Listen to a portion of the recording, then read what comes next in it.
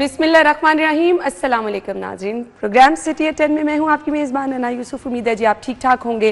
दाता की नगरी में उर्स हज़रत दाता गंजबख्श रहमतुल्लाह अलैह के बाकायदा तकरीबात का आगाज़ आज होगा। रस्म चादर पोशी से आज पे 982वां उर्स है। 3 रोज़ा ये उर्स की तकरीबात होंगी जिनका बाकायदा आगाज़ आज हो जाएगा।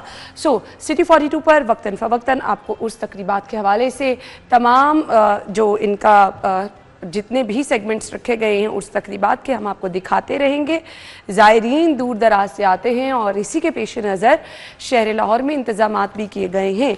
ज़ायरीन के लिए दाखिली खारजी रास्तों पर खुसूसी इंतज़ामात किए गए हैं। यस, वो जो दूध की रिवायती सबील लगाई जाती है जिसमें बहुत बड़ी तादाद में ज़ायरीन आते हैं, तो उसके मनाजिर भी आपको दिखाएंगे। उस तकरीबात के हवाले से आपको हम बाखबर रखेंगे। इसके साथ साथ एक बहुत बड़ा इवेंट जिसकी तैयारियां पूरे शहर में की जा रही हैं, जश्न आज़ादी की तैयारियां जी। कल भरपूर तरीके से जश्न आज़ादी मनाया जाएगा। जगह जगह स्टॉल्स लगाए गए हैं और स्टॉल्स में आप देख रहे हैं जी झंडे, झंडियाँ, बैजेस और इसके साथ साथ ग्रीन और वाइट कलर के ड्रेसेस के स्टॉल्स पूरे शहर में लगे हैं। क्या बच्चे, क्या बड़े, क्या नौजवान, सभी जश्न आज़ादी के रंग में। और इस दफ़ा जश्न आज़ादी का मज़ा इसलिए भी दोबाला हो रहा है, आपको पता है जी पाकिस्तान ने इतना बड़ा कारनामा सर अंजाम दिया, फिर पाक फ़ौज को सलाम पेश किया जा रहा है। एक तरफ 14 अगस्त की तैयारियां शहर में भरपूर तरीके से जारी हैं। आपको पता है जी खुसूसी तौर पर आतिशबाजी का एहतमाम किया जाता है। अब तो मंचलों का इंतज़ार अभी से शुरू हो जाएगा। 12 बजेंगे, 12 बजने का इंतज़ार होना है तो मंचलों ने बाहर निकल आना है और फिर वही बाजों से इस्तकबाल किया जाएगा, बाइक पर करतब दिखाए जाएंगे। बट पुलिस ने भी अपनी तैयारी मुकम्मल कर रखी है।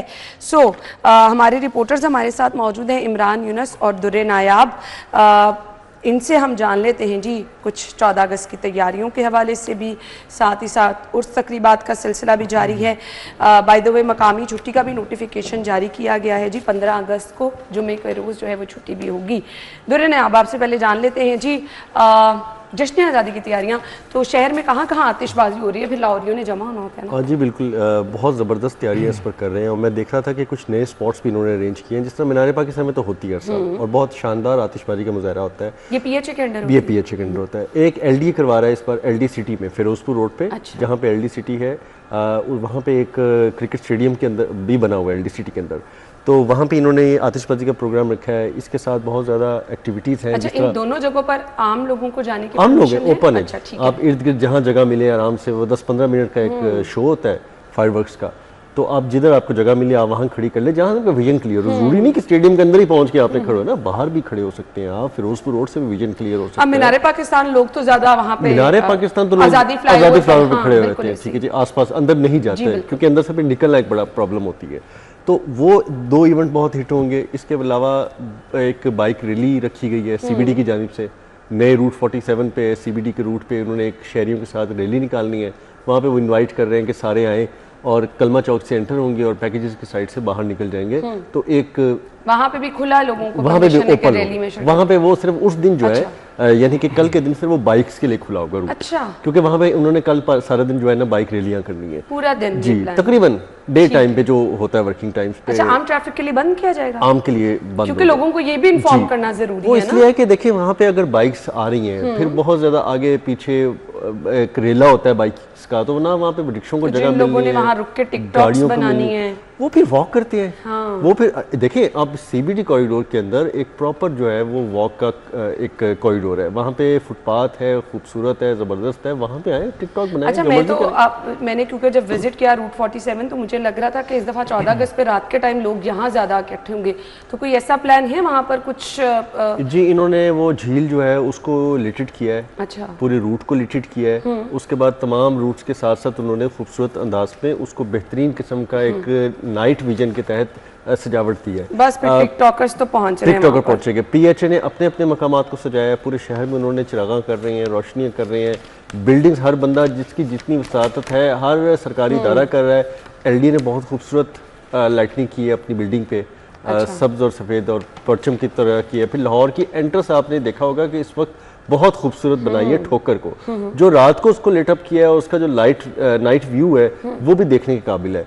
वाघा पे जो कॉरिडोर है, जो अभी नया आपको पता परेड ग्राउंड है, और मतवक्के है कि कल उसका इफ्तिताह भी शायद कर दें। और हमने इंडिया से बहुत बड़ा बनाया है, बहुत हाइटेड बनाया है कि अब हम ऊपर से बैठ के इंडिया का परेड ग्राउंड देख सकते हैं। तो और पीछे से कॉरिडोर आ रहा है टोटल, उस कॉरिडोर को नया खूबसूरत से बना के, आज़ादी कॉरिडोर था ये मोहसिन साहब का प्रोजेक्ट, लेकिन नो डाउट गाड़ियाँ कौन सी हैं? ये PHA कर रहे हैं, इन्होंने मुख्तलिफ थीम्स में अच्छा फ्लोट तैयार किए हैं, उनको वो गाड़ियों की सूरत में जो है पूरे शहर में एक चक्कर देंगे और लोग देखते रहेंगे। उसमें आज़ादी की तहरीक के हवाले से, पाकिस्तान के पूरी एक हिस्ट्री के हवाले से मुख्तलिफ डेमोस्ट्रेशन है, वहाँ पे उन्होंने फ्लैक्स लगाई हैं, लाइट्स लगाई हैं, म्यूज़िक उस पर किया है ताकि लोगों को थोड़ा अट्रैक्ट करें, अट्रैक्शन दें। तो डेफिनेटली फिर लाहौरियों की अपनी भी एक सेलिब्रेशन है। बिल्कुल ऐसे, वो जो अपनी सेलिब्रेशन है वो हमेशा इमरान यूनुस साहब का फेस करते हैं, फेस करते हैं, सामना करते हैं। और मैं कहती हूँ कि आपकी हिम्मत को भी सलाम है, जिस तरह से रश में खड़े होकर आपने बोलना होता है। कोई यहाँ से बाजों वाला तो ट्रेंड, आई डोंट नो ये क्या है जी। देखें जी, बिल्कुल चले, हमें खुशी होती है एक्चुअली बात की जाए कि जितना लोगों में इस वक्त डिप्रेशन है, और अगर चलें चाहे 23 मार्च है, जश्न आज़ादी है, या कोई भी ऐसा दिन है, चाहे न्यू ईयर का है, चूँकि आपको पता है कि मेरी ड्यूटी जो है वो हमेशा लिबर्टी में होती है, और स्पेशली वहाँ पे फैमिलीज़ जो है वो बहुत बड़ी तादाद में वहाँ पर मौजूद होती हैं। तो चलें, लोग अगर इस तरह अपनी खुशी मनाते हैं तो चले, हर किसी की कोशिश होती है कि हम कैमरे के सामने आए, लेकिन कुछ मनचले ऐसे होते हैं जो वहाँ आकर ऑब्वियसली हमें दौरान बीपर के दौरान जो है वो डिस्टर्ब भी करते हैं। लेकिन चलें, हम लाइटली मूड में होते हैं, ये चीज़ हम बर्दाश्त कर लेते हैं। लेकिन खुदारा मेरी अभी भी रिक्वेस्ट है, क्योंकि आज रात फिर मेरी ड्यूटी है मैं वहाँ पर एक्चुअली अब फैमिलीज जो है ना, फैमिलीज और बच्चे, उनको डिस्टर्ब नहीं करना चाहिए, क्योंकि पाकिस्तान हमारा भी है, उनका भी है, जश्न आज़ादी हमारा भी है, उनका तो फैमिलीज को तहफ़्फ़ुज़ जो है वो एक होना चाहिए। लेकिन इस चीज़ में बहुत बेहतरी अब जो है वो आई है, सिक्योरिटी के मद्देनज़र देखा जाए तो सिक्योरिटी भी जो है वो भी हमेशा बहुत अच्छी है। स्पेशली 14 अगस्त के हवाले से बात करें कि मार्का हक और जश्न आज़ादी दोनों खुशियाँ जो हैं वो एक साथ मनाई जा रही हैं। और ये जो फ्लोट की आप बात कर रही थी, ये भी चूँकि ये खबर दुरे ने आप ही की थी, मैं कल पढ़ भी रहा था इसके टिकट, तो मार्का हक और जश्न आज़ादी, इन दोनों खुशियों से रिलेटेड फ्लोट जो हैं वो तैयार होंगे और पूरे शहर में वो जो है मुख्तलिफ शाहराहों पर जाएंगे और फ्लोट के ज़रिए लोगों को पैगाम दिया जाएगा खुशी का। तो बड़ी अच्छी चीज़ है जी, और हम बहुत खुश हैं कि अल्लाह ताला का लाख लाख शुक्र है कि हम आज़ाद मुल्क में सांस जो है वो ले रहे हैं। अदरवाइज़ भारत में आप जो मुसलमानों की कंडीशन है, जो हालत है, वो अब ढकी छुपी नहीं है। वो हमें अल्लाह ताला का जितना शुक्र अदा कर सकते हैं, हमारे सामने तमाम हालात हैं गज़ा के, फ़लस्तीन के, बिल्कुल इसको बिल्कुल नहीं भूलना चाहिए। इन चीज़ों को सामने रखकर जितना आप अल्लाह ताला का शुक्र अदा कर सके, अपने मुल्क की हिफाजत कीजिए, मेहनत कीजिए, अपने मुल्क के लिए जद्दोजहद कीजिए, आगे बढ़ेगी। नौजवानों ने आगे चल के इस मुल्क की भागदौड़ संभाली है, तो मेरे ख्याल से हमें तजदीद अहद करना है कि हमने अपने मुल्क को किस तरह से जो है वो संभालना है। चलिए जी, इंशाल्लाह कल का दिन खैर का है जी, कल सेलिब्रेशंस होंगी तो हम ज़रूर डिस्कस भी करेंगे, आपको दिखाएंगे भी। हमने ख़बरों की तरफ आना है जी, आज की हमारी ख़बरें क्या हैं। पहली खबर की तरफ आ जाते हैं। सियाहत के फ़रोग के लिए यहाँ पेशरफ्त है, वज़ीर आला की टूरिज़म पुलिस के क़याम की मंजूरी, दुरे नायाब। अच्छा, ये हुकूमत की अपनी ही पॉलिसी से कंट्राडिक्शन है, मैं ये समझता हूँ, क्योंकि वज़ीर आला ने बरमला ये कहा था कि वो रिसोर्सेज को एक छत तले, एक इदारों को जो मुख्तलिफ एक दूसरे के इंतज़ामी मामलात को देखते हैं उनको एक करेंगे, और जो इजाफी होंगे इदारे होंगे उनका बोझ ख़त्म करेंगे, और ये मर्जर होगा, यानी कि एक इदारा एक काम करेगा, मल्टीपल नहीं करेंगे। अब मैं इस खबर को पढ़ते हुए सिर्फ ये जब मरी हम जाते थे तो बड़ा अरसा हो गया, मैं नहीं गया, वहाँ तूफ़ान बदतमीज़ी होता है वहाँ पे एक, कि वहाँ पे मुख्तलिफ किस्म की फ़ोर्स है। देखिए वहाँ पे ट्रैफिक पुलिस भी है, जिस तरह लाहौर की है क्योंकि वो पंजाब का ज़िला है, वहाँ पे आर्म पुलिस भी है, ठीक है जी, वहाँ पे एलीट पुलिस भी है, वहाँ पे VVIP की सिक्योरिटी पे, क्योंकि मियां नवाज शरीफ साहब खुद वहाँ जाते हैं, वज़ीर आला भी वहाँ जाती हैं, वहाँ पे रहते हैं कई कई दिन, उनकी VVIP सिक्योरिटी फोर्स अलग है। फिर वहाँ पे लॉ एंड इन्फोर्समेंट एजेंसीज जो है वो बहुत बड़ी तादाद में वहाँ भी मौजूद है। अच्छा, अब इतनी ज़्यादा फोर्स में काम करते हुए एक नई फोर्स को वहाँ पे इख्तियार दे देना, बना देना, फिर अब बाकी फोर्सेस को माइनस करें ना वहाँ से, जो इजाफी बोझ है। क्योंकि आप अगर ये टूरिज़म फोर्स बनाते हैं तो इन्हीं को ट्रैफिक कंट्रोल भी दिया जाना चाहिए, इनको टूरिज़म गाइडेंस दी जानी चाहिए। अगर आप इनको असले से लेस कर रहे हैं, इनको जदीद गाड़ियाँ दे रहे हैं, तो आप फिर इनको प्रॉपर इख्तियार दें। फिर एक ऐसा मॉडल बनाएं जो 1 यूनिट मॉडल हो, उसी के पास वहाँ पे पुलिसिंग हो, उसी के पास ट्रैफिक। हाँ, आप कर रहे हैं ना। अब होना क्या है, हुकूमत के बाद 5 साल पूरे करती है, आगे हुकूमत नहीं आ जाती है, वो मुख्तलिफ जो फोर्सेस बनी है उनको नहीं चलाएगी, उनका अपना एक विजन होगा। ट्रेंड तो एक यही है, ट्रेंड एक यही है, हमने 70 सालों से यही देखा है कि एक आते हैं दूसरा बंद कर देते हैं। तो आप जो नई फोर्सेस का क्याम कर रहे हैं, जो नए इदारों का क्याम कर रहे हैं, उनकी सस्टेनेबिलिटी का प्रोजेक्ट जो है, जो प्रोग्राम है, उसको भी लॉन्च करना चाहिए ना कि आप इनकी सस्टेनेबिलिटी किस तरह लेके चलेंगे। अब हज़ारों लोगों को रोजगार के नाम पे आप भर्ती तो कर रहे हैं, कौन कौन सी फोर्स पे, पीरा में भर्ती कर लिया, पता नहीं किस किस में भर्ती कर लिया, अब टूरिज्म पुलिस में भर्ती करेंगे, लेकिन बाद में इनका वजूद और इनका जो क्याम जो है वो कितना तवील होगा, किस तरह से महफूज होगा, ये देखने की ज़रूरत है। लोग बेरोज़गार हो जाते हैं, अगर बेरोज़गार नहीं होते उनको 2-2 3-3 साल तनख्वाहें नहीं मिलती, और मुख्तलिफ फोर्सेज में भर्ती किए हुए बंदे, मुख्तलिफ डिपार्टमेंट में भर्ती किए हुए बंदे जो है वो बेचारे वेले फिर रहे होते हैं। अब मैं सिर्फ ये रिक्वेस्ट करना चाहता हूँ हुकूमत से कि आप 1 यूनिट पॉलिसिंग पे काम करें। इस वक्त हमें इतनी ज़्यादा इदारों में, इतनी ज़्यादा पॉलिसी में हम फंस के रह गए हैं।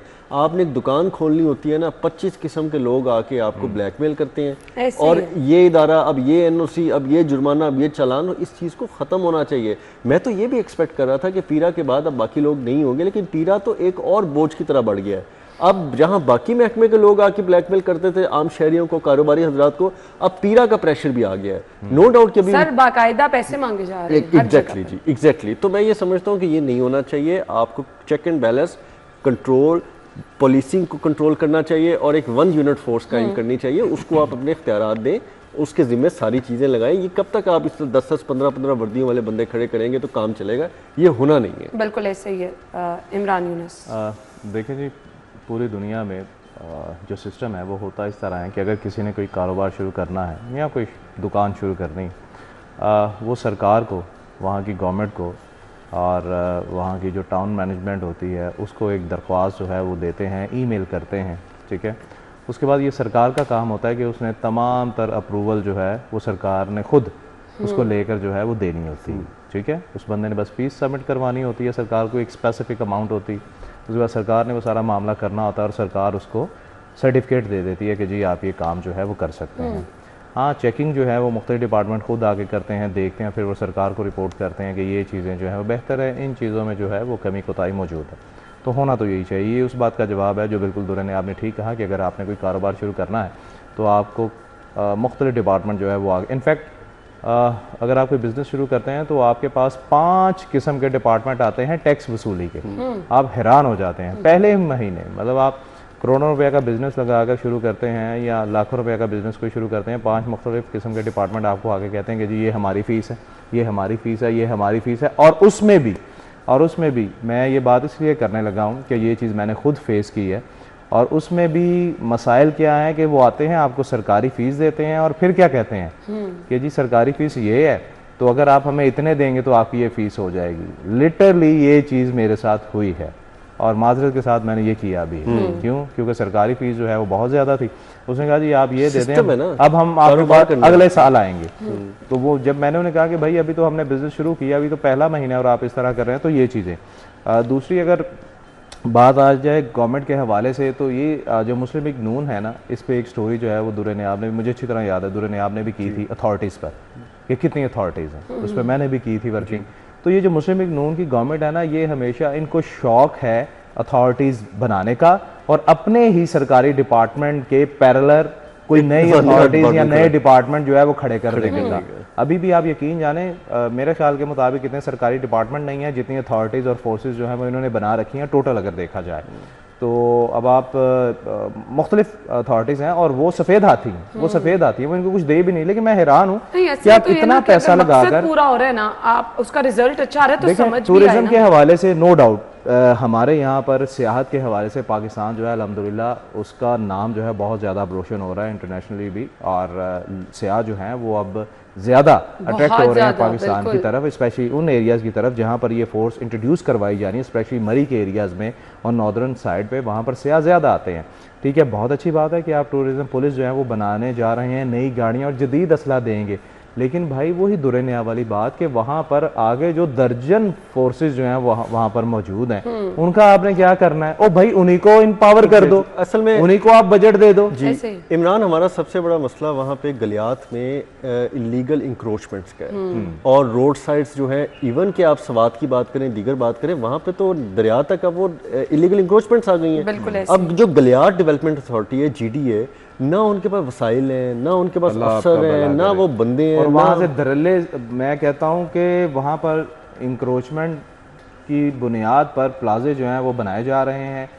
हमारे एक दोस्त हैं जो कि गलियात में टाउन म्यूनसिपल एडमिनिस्ट्रेशन में एक आला अफसर है वहाँ पर। मैंने उनसे पूछा, उन्होंने कहा भाई यहाँ कोई पूछने वाला नहीं है, हम अगर किसी को कहते भी हैं तो वो लोग जो प्लाजा बनाना चाहते हैं वो इतने स्ट्रांग हैं पॉलिटिकली, वो हम चुप करके बैठ जाते हैं। तो कहता एक दिन ये यहाँ तक लिटरली मरी के ऊपर इतना बोझ पड़, मरी एक पहाड़ है ना, पहाड़ की कैपेसिटी होती है कि वो कितना वजन बर्दाश्त कर सकता है, उस पर उससे ज्यादा वजन जो है वो डल गया। और उन्होंने ये कहा कि एक दिन ये पहाड़ खुदा ना खासा सिरकेगा और ये इस्लामाबाद जाके गिरेगा ये पहाड़।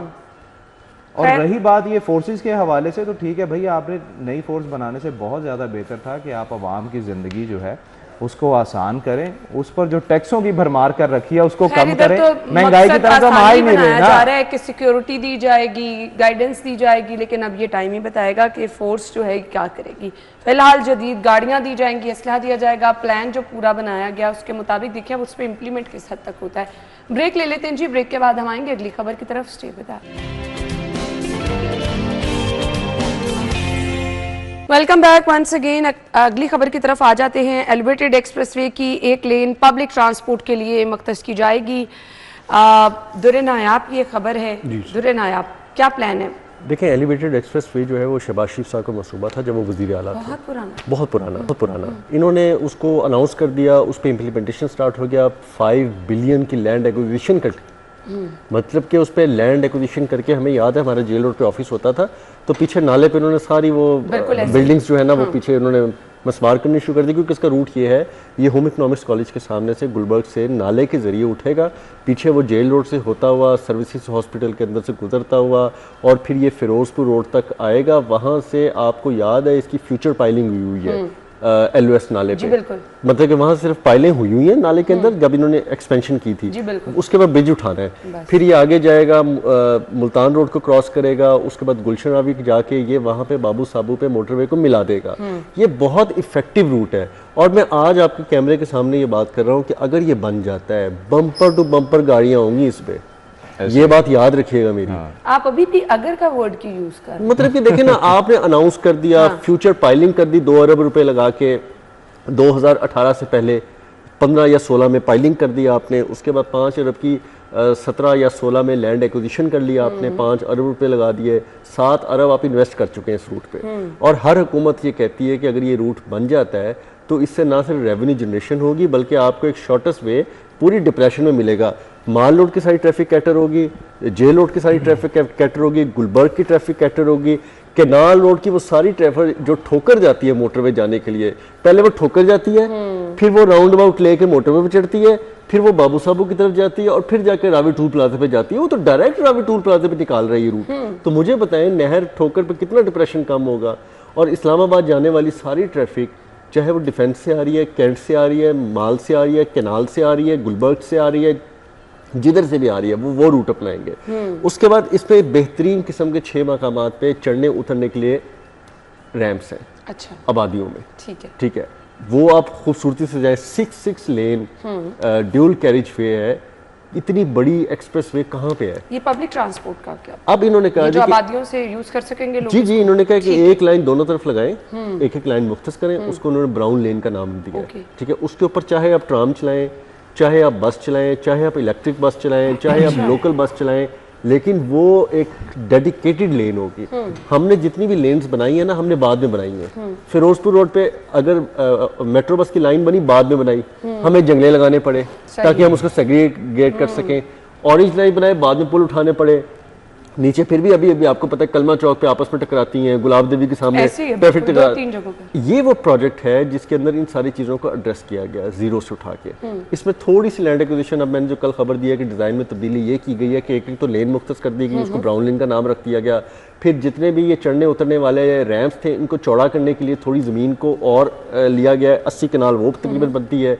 अब ये ब्यूरोक्रेसी हमारे इस पे कन्विंस है, जितनी ब्रीफिंग्स हो गई हैं उस पर चीफ सेक्रेटरी साहब तक भी कन्विंस है। अब सीएम के सामने आज या कल जिस वक्त ये प्रोजेक्ट लेके जाएंगे वहाँ से फाइनल मंजूरी लेगी। इसका फाइनेंशियल मॉडल इतना अच्छा है कि हुकूमत पे इसका बर्डन जो है वो ना होने के बराबर है। एक कॉन्ट्रैक्टर आएगा जिसने आमादगी जाहिर कर दी है, फिर देर किस बात की? FWO, अच्छा, वो आएंगे, उन्होंने BOT मोड पे लेना है, बिल्ट ऑपरेट ट्रांसफर ठीक है, बनाना है, ऑपरेट करना है, और उसकी जो लागत है वो क्योंकि इसमें रिंग रोड की तरह टोल कलेक्शन है ना, आप वो टोल कलेक्शन से 25 सालों में 20 सालों में जो भी कंसेशन पीरियड होता है उससे रिकवर कर लेंगे।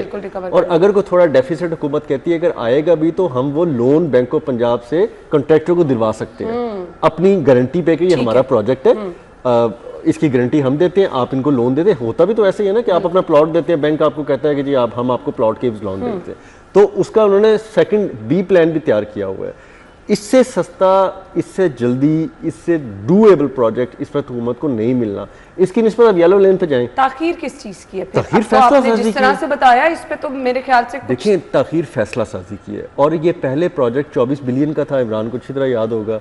अब तखीर में फैसला साजी करते करते ये 80 बिलियन से अब 100 बिलियन के दरमियान पहुंच चुका है। अगर अब भी इन्होंने ये ना बनाया ना, क्योंकि आपने इन्वेस्टमेंट की हुई है, आपने 10 अरब रुपया इस मंसूबे पे इन्वेस्ट किया हुआ है, तो ये पता नहीं जो सारी ये हमें वीडियो देख रहे हैं काफी अरसे से, अभी हकीकत में अगर आज भी ये प्रोजेक्ट नहीं बनाते तो ये 200-300 अरब में भी नहीं इनसे बनना। जाहिर बात है, ये हमारे कितना लाहौर देख शहर की ज़रूरत है।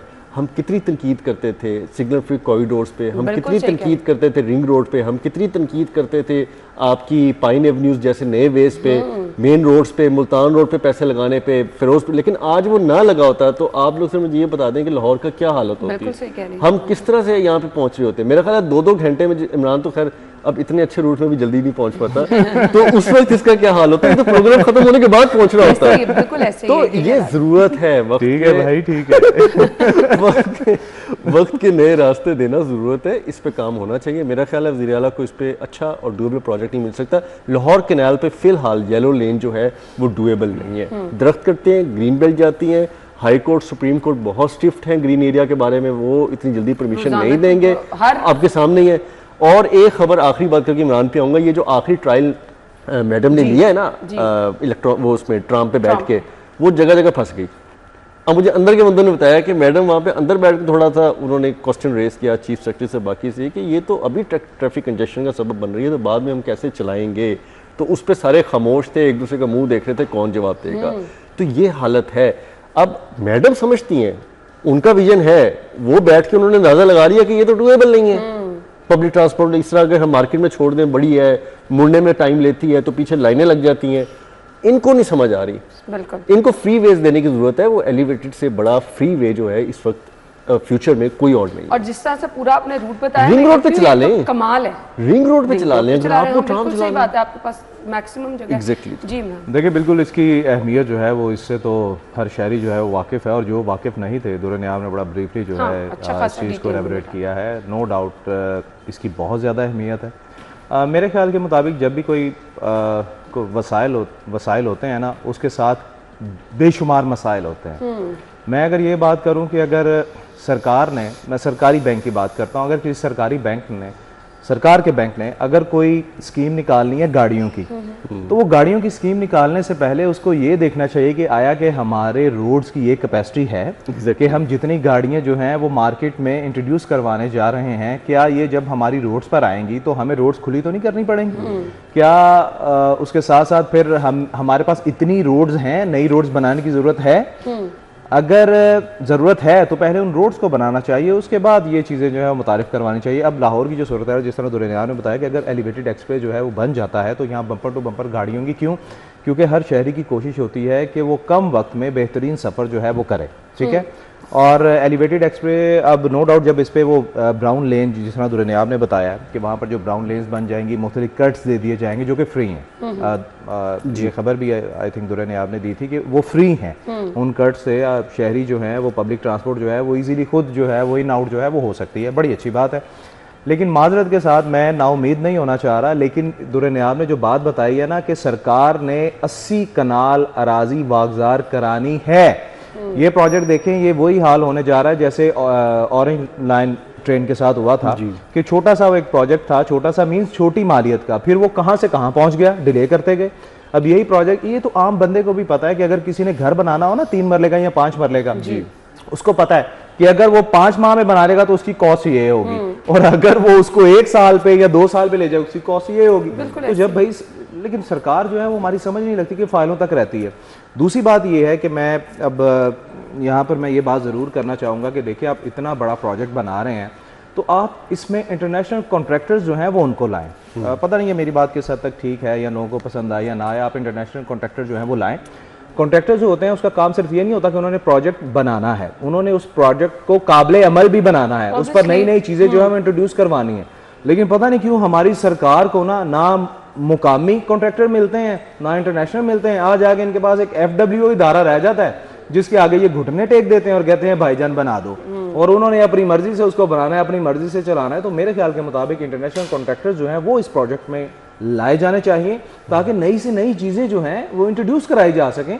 हमारी जो प्लानिंग जो पूरी दुनिया में हो रहा है, हमारी जो बिल्कुल ऐसे हमारी जो प्लानिंग है एलिवेटेड एक्सप्रेस वे को लेकर, क्या पता उसमें वो कुछ नई चीजें मुतारिफ करवा दे, क्या वो नई ऐसी सहूलियात शहरियों को देना शुरू कर दें जो पूरी दुनिया में मुतारिफ करवाई जा रही है और हमारे पाकिस्तान में अभी तक नहीं है। बिल्कुल, चलिए हाँ, ये तो बात की बात है, लेकिन इस पे काम शुरू हो जाए। ना आप देखें ना, हमारे ऑरेंज लाइन बने, मेट्रो बस बने 8-8, 9-9, 10-10 साल हो गए हैं, वहाँ पे कोई ऐसा आपका स्पॉट नहीं बनाया गया जहाँ पे रुक के आप कोई चाय ले लें, कोई पानी की बोतल ले लें। आप देखें ना, मैं इमरान, हमने बहुत यूरोप सफ़र किया, मैंने इमरान ने, ठीक है, हम नेदरलैंड से एक ट्रेन पे बैठ के फ्रांस गए और वहाँ उतरे, उनके इतने वहाँ पे अकेले सफर किया हम दोनों ने, और ऐसे ही बस, और हमें पता भी नहीं था हमने कहा उधर चलते हैं, गूगल करते जा रहे हैं और वो करते हैं, गूगल बाबा से हम पूछते हुए हम पहुंच गए। लेकिन उन मकामात पे हमने ये देखा है कि वहाँ पे सैकड़ों लोगों का रोजगार सिर्फ एक स्टेशन पे था।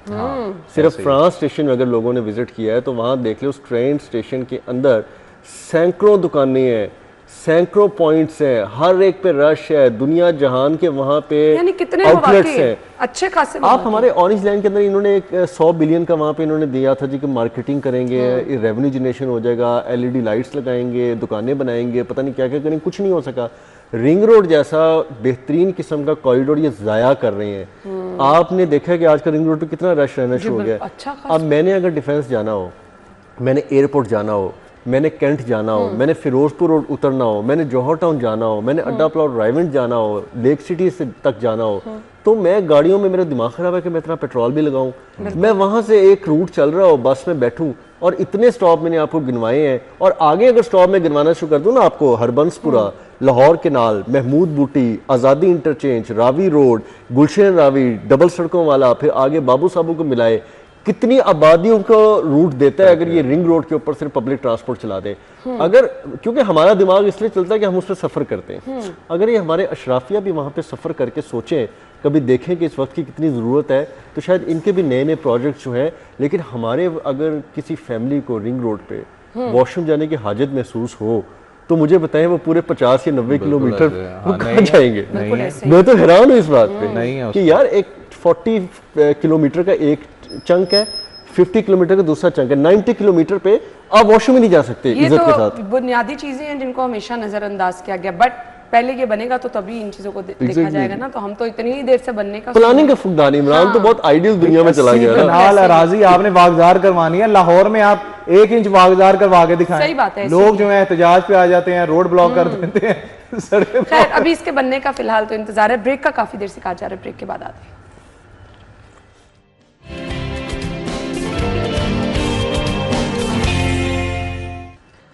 Welcome back. I don't know ये गुड न्यूज़ है कि नहीं जी। बिलिंग के तमाम इख्तियारात एसडीओस को मुंतकिल कर दिए गए हैं। अब एसडीओस क्या करेंगे? इमरान यूनुस साहब, लेस्को में नेटवर्किंग मंसूबे में बिलिंग का तरीक़ेकार तब्दील होने से बड़े कनेक्शंस की बिलिंग बर वक्त की जा सकेगी, वो काम ही कहते हैं। अच्छा देखिए जी, बिल्कुल जब भी कोई बिलिंग से रिलेटेड कोई मसला होता है ना और एसडीओ के पास लोग जो हैं वो जाते हैं तो उन्हें ये कहा जाता है कि जी आप हेड ऑफिस चले जाएं। अब हेड ऑफिस जो है उसकी अगर बात की जाए तो वहाँ पर पहले ही बहुत ज़्यादा वर्कलोड जो है वो हेड ऑफिस के ऊपर होता है उनके मुताबिक। क्यों? क्योंकि मैंने खुद इस मुश्किल को जो है वो सामना किया है इसका कि बिल जो है वो आ गया और जाकर मैं जब गया तो उन्होंने कहा जी, मैंने बताया नहीं कि मैं जर्नलिस्ट हूँ, क्योंकि हमारी पहली कोशिश यही होती है कि जब किसी भी डिपार्टमेंट में हम जाएं वहाँ एक काम सारे बनकर जाया जाए और उनसे पूछा जाए वहाँ मसाइल क्या दरपेश होते हैं। लोगों से हम पूछते हैं, ये हमारी आदत है, ये एक आदत बन गई है ना। अब खैर ड्यूटी तो हमारी है लेकिन इसके साथ हमारी आदत भी बन गई है कि लोगों के मसाइल जो हैं वो हम बेहतर अंदाज में जो है वो बयान कर सकें ऑन कैमरा। अच्छा मैं गया तो उन्होंने कहा जी बहुत ज़्यादा यहाँ पर वर्कलोड है, ये वो ऐसा है, ये इतना आसान काम नहीं है, ये होगा वो होगा ऐसे होगा। जब उसने मुझे बताया कि इसमें 2-3 महीने लग जाएंगे तो मैंने फिर बताया, मैंने कहा अच्छा अल्लाह भला करे शाहिद सिपरा साहब को, उनको बताया तो वो 5 मिनट में वो जो है वो काम हो गया। अच्छा कि अल्हम्दुलिल्लाह हमारे यहाँ पर एक फ़ोन कॉल जो है ना, फ़ोन ये सबसे बड़ा डंडा यही होता है, सबसे बड़ी पावर ये है। तो देखें ये इख्तियारात जो हैं वो अब एसडीओज़ को दे दिए गए हैं, इससे एसडीओज़ की पावर जो है वो और ज़्यादा बढ़ गई हैं। लेकिन मैं दुआ करता हूँ कि ये पावर जो हैं वो पॉजिटिव वे में इस्तेमाल हो, लोगों को परेशानियाँ ना हो, लोगों को लाइनों में इंतज़ार में ना लगना पड़े, घंटों का काम जो है वो दिनों महीनों पर ना जाए और इसके साथ करप्शन का बाजार जो है वो गर्म ना हो। अच्छा ये और इसके साथ इमरान की आंख खुल गई प्रोग्राम में। इमरान अजीब बातें कर रहे हैं। मैं तो भाई जश्न आज़ादी का महीना है तो ये मैं अच्छी बातें करना चाह रहा हूँ। ख्याली बातें आप लाहौरियों का खून ना जलाएं। भाई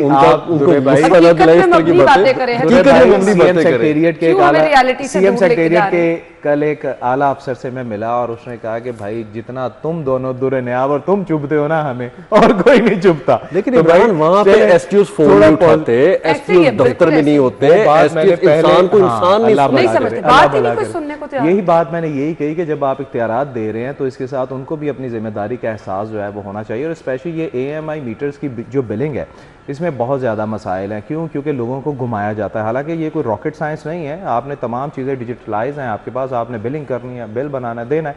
लेकिन अब जो है आपको इख्तियारात जो है अब दे दिए गए हैं तो आपकी जिम्मेदारी जो है वो आप पर बढ़ गई है। मैं नेगेटिव वे में बात नहीं कर रहा, मैं पॉजिटिव वे में जो मैंने पहले कहा कि कम से कम अब आवाम को सहूलत दें, शहरियों को सहूलत दें। वो बेचारे जो हर चीज़ का टैक्स जो है वो पे कर रहे हैं। देखें बिजली हम इस्तेमाल कर रहे हैं और हम बिजली का बिल जो है वो लेस्को को देते हैं तो उसका टैक्स लेस्को सरकार को दे। भाई आप सारे क्यों बिजली इस्तेमाल करने का टैक्स दे रहा है? फिर मीटर का टैक्स है, फिर जनाब वो खंबे से बिजली जो घर में आ रही है मीटर तक उसका टैक्स देना है। तो फिर ग्रिड स्टेशन से सुन लेना, फिर ग्रिड स्टेशन से जो बिजली ट्रांसफार्मर में आ रही है उसका टैक्स भी जो है वो बेचारे सारिफ ने देना है। तो भाई सारे तो वैसे ही हम तो पाकिस्तानी तो वैसे जन्नती हो गए हैं भाई। मैं तो हर किसी को यही कहता हूँ कि जितने मजालिम या हम बर्दाश्त कर रहे हैं, रब ने भी कहना कि भाई तुम पाकिस्तान में पैदा हुए थे, भाई तुम तो जन्नत में। अच्छा, और ये सारा इस्तेहकाक सरकारी मुलाजमीन का ही है।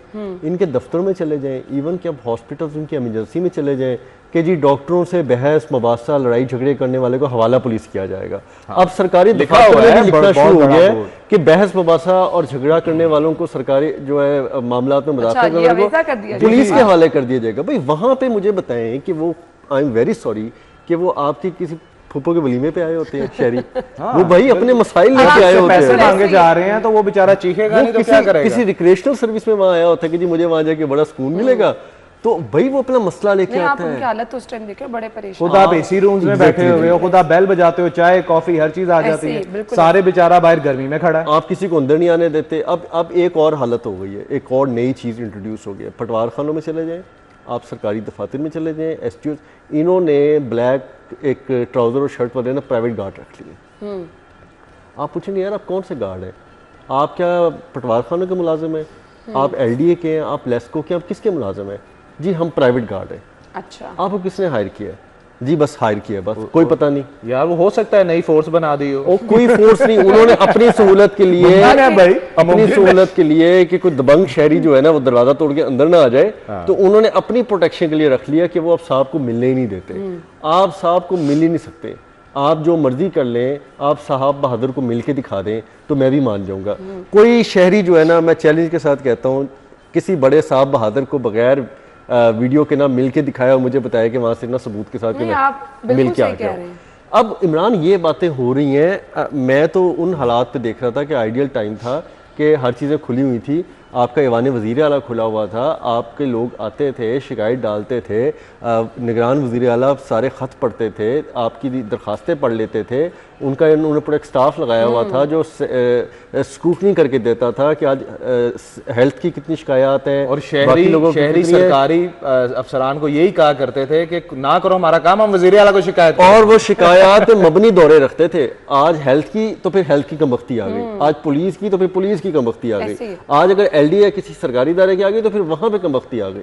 वो उस लिहाज से डिज़ाइन करते थे कि मैंने पब्लिक ग्रीवेंस कहाँ पे जाके सॉर्ट आउट करने हैं। ठीक है, इधर तो हमें ये नहीं पता होता कि हमने अवान वज़ीरा जाना है तो पता नहीं हमें माल रोड पे चढ़ने भी दें कि ना चढ़ने दें। अब तो इतने ज़्यादा बैरियर्स लगा दिए गए हैं, इतने ज़्यादा बैरियर्स। मैं आपको एक सूबाई वज़ीर, बहुत बड़ी सीनियर वज़ीर है, उनके फंक्शन की बात बता देता हूँ।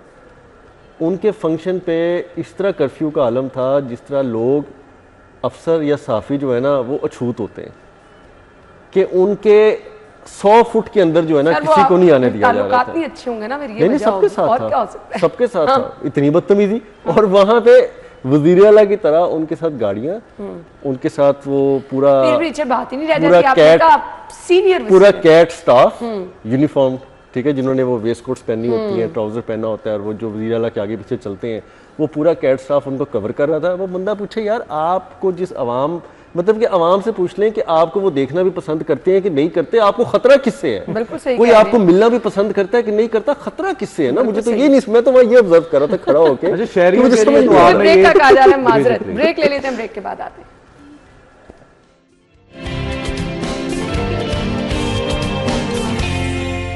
Welcome back once again. अच्छा जी, अगली खबर की तरफ आ जाते हैं। रूडा का सनती जोन में गैर रजिस्टर्ड कारखानों के खिलाफ एक्शन। महमूद बूटी में Akhtar steel mill, Javed traders सरबमोहर कर दिए गए। ये कार्रवाइयां मतवातर जारी हैं, दुरे नायाब कितनी जरूरी हैं? जी बिल्कुल, मैं ये देख रहा हूँ बहुत अरसे से LDA में इस तरह की कार्रवाइयां नहीं हुई। पता नहीं वहाँ पे कि गैर एलानी ऑपरेशन बंद है, हाथ बांध दिए गए। बस ऐसे ही होता है ना, जब पॉलिटिकल प्रेशर में बहुत ताबे हो जाए आप लोगों के, और सरकारी जो अफसरान है वो अपने काम को छोड़ के जब सियासी लोगों की बहुत ज़्यादा ताबेदारी करना शुरू कर दें, ऐसा ही होता है। और LDA हमेशा इस डगर पे चला है कि वो सरकार का बहाव देखता है, रुख देखता है, और वहाँ पे जो है ना सजदा कर देता है। लेकिन रूडा में मैं ये देख रहा हूँ कि रूडा में मुतवातिर कार्रवाइयाँ हो रही हैं। अब कार्रवाइयों का नतीजा ये नहीं है कि रिजल्ट आपको मिलता है, नहीं मिलता। आपने एक सर्विलेंस करनी है, आपने लोगों को जगह जगह जाके चेक करना है। थाने की गाड़ी रोज किसी मोहल्ले से गुजर जाए ना, वहाँ पे 2-4 कंटूटों को कान हो जाता है कि यार पुलिस SHO साहब जो है ना गश्त कर रहे हैं। तो आप कम से कम इतना तो थोड़ा रखें। मैं इसी खबर के जरिए मैं कंपैरिजन सोच रहा था कि यार LDA में तो एक अरसे से ना आपने देखा होगा प्राइवेट हाउसिंग स्कीम के बारे में कोई एक्शन लिया जा रहा है, ना कोई जो इलीगल प्रॉपर्टीज, कमर्शियल प्रॉपर्टीज के खिलाफ एक्शन लिया जा रहा है। ऐसा लग रहा है कि MNA MP जो मुस्लिम लीग नून के हुक्मरान जमात के हैं, उनकी वोटर्स पोर्टर्स को ना एक गैर एलानी एनओरो दे दिया गया कि जाए आप जो मर्जी लूट मचाएं, जो मर्जी कर लें। लेकिन साइमल्टेनियस दूसरी अगर इदारों में तरफ देखें तो रावी पे भी तो प्रेशर आता होगा, रूडा पे भी आता होगा, लेकिन रूडा कॉन्टिन्यूसली कर रहा है क्योंकि वो अपने पैर जमा रहा है, वो लोगों में एतमाद पैदा करना चाह रहा है। वो नहीं चाह रहा कि उसको भी MCL, LDA और बाकी इदारों की तरह जो है वो लोग मिसट्रीट करें। वो ये समझे कि यहाँ पे पैसे दे के काम जो मर्जी करा लें, आप पैसे दे के LDA से जो मर्जी करा लें। ये मेरा ख्याल है कि CBD रूडा अभी नहीं चाहते कि हमारे बारे में ये राय बने। आने वाले वक्त में क्या हो अल्लाह जानता है। ये तो जब फिलहाल आगाज अच्छा है और ये कंटिन्यूसली होना चाहिए। मैं इमरान, हम दोनों LDA और MCL करते रहे। हम कहते हैं ये ऑपरेशन जो है ना कंटिन्यूटी में होते हैं, और कंसिस्टेंस जितना ये इदारे होते हैं इसका फॉलोअप उतना ही अच्छा होना चाहिए। चलें जी, हम अप्रिशिएट करते हैं इसको। वक्त कम है, thank you so much. Break और हेडलाइंस के बाद ज्वाइन करेंगे हम आपको।